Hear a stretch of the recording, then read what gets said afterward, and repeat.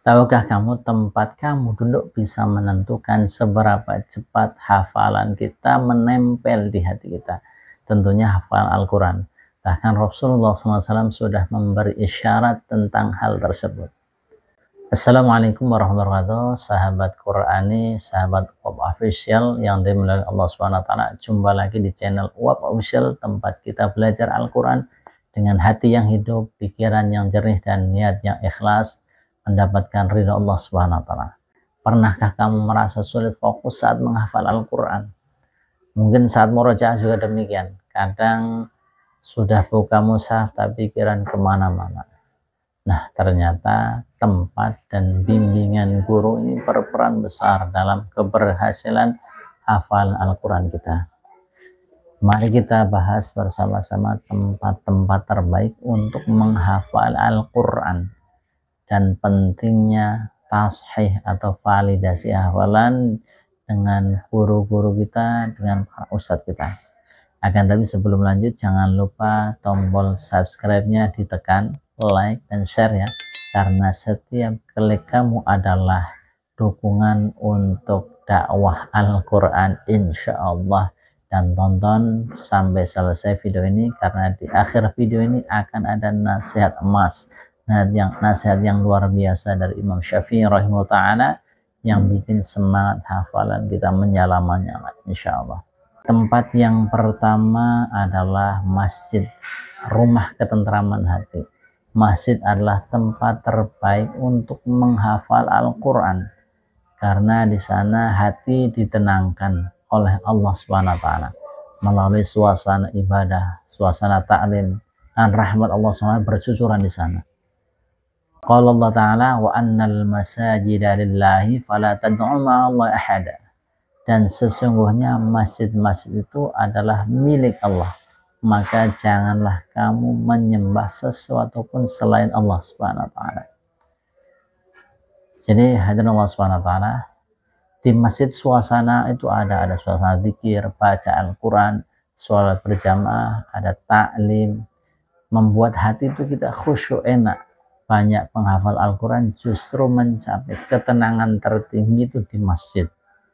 Setelah subuh, waktu ini luar biasa, atau antara maghrib dan isya, bisa kita gunakan waktu tersebut di masjid. Jadi tipsnya, pilih tempat masjid di pojok-pojok yang tenang, bersih. Dan juga hafal setelah sholat subuh atau tahajud, atau waktu terbaik untuk memori spiritual antara maghrib dan isya misalnya. Kemudian yang kedua, tempat yang kedua adalah kamar yang tenang dan bersih. Jika tidak bisa ke masjid, kamar pribadi juga bisa jadi tempat ideal, asal yang udaranya cukup, pencahayaannya baik, dan juga jauh dari kebisingan. Ada nasihat dari ulama, qala al-Imam Asy-Syafi'i rahimahullah ta'ala, nurul ilmi la yu'ta liman ya'sillaha. Cahaya ilmu tidak akan diberikan kepada orang yang bermaksiat kepada Allah Subhanahu wa ta'ala. Astagfirullahaladzim. Semoga Allah jaga kita dari maksiat. Maka jaga kebersihan kamar, kebersihan hati kita. Tempat yang bersih adalah cerminan jiwa yang siap menerima cahaya Al-Quran, nur Al-Quran. Jadi tipsnya, simpan mushaf kita di tempat yang tinggi dan suci. Mulai hafalan dengan doa dan wudhu tentunya dalam keadaan suci. Kemudian hindari membawa gadget ke tempat hafalan ya, ke tempat hafalan kecuali untuk mendengarkan murotal saja. Kemudian tempat yang ketiga adalah tempat lain yang tenang dan nyaman tentunya. Tidak semua orang cocok di masjid atau di kamar. Beberapa orang memang justru fokus ketika di taman, di tempat terbuka, di perpustakaan, di tepi sungai, atau di pojok-pojok sekolah. Kuncinya adalah ketenangan hati dan minim gangguan. Seperti itu. Imam Ibnu Qayyim rahimahullah ta'ala berkata, al-qalbu idza safara al-haqaiq. Apabila hati telah jernih, maka ia akan melihat kebenaran. Jadi bukan tempat fisik yang tenang, tapi juga jiwa yang tenang. Ini penting karena niatnya lillah, niatnya mencari Allah Subhanahu wa ta'ala. Kemudian yang keempat, ini pentingnya tashih hafalan atau validasi hafalan kita kepada guru atau ustadz. Jadi setelah hafalan kita kuat, jangan langsung merasa cukup, merasa puas. Hafalan ini perlu ditashih atau disetorkan, divalidasi kepada guru atau ustadz yang ahli, yang jelas sanad ilmunya. Hadis Rasulullah SAW, an Abi Musa al-Ash'ari qala Rasulullah sallallahu alaihi wasallam, iqra'ul Qur'an wal baina al-sinatikum hawalladhi nafsi biyadihi lahu asyaddu tafalutan minal ibli fi anquliha. Aw kama qala Rasulullah SAW, baca Al-Quran dan peliharalah ia, karena demi zat yang jiwaku berada di tangannya, sesungguhnya ia lebih mudah lepas daripada unta yang terikat di dalam talinya, Maknanya tasih ini adalah menjaga hafalan agar tidak salah dan tidak hilang. Gurunya akan memperbaiki makhraj kita, tajwid kita, dan ketepatan ayat.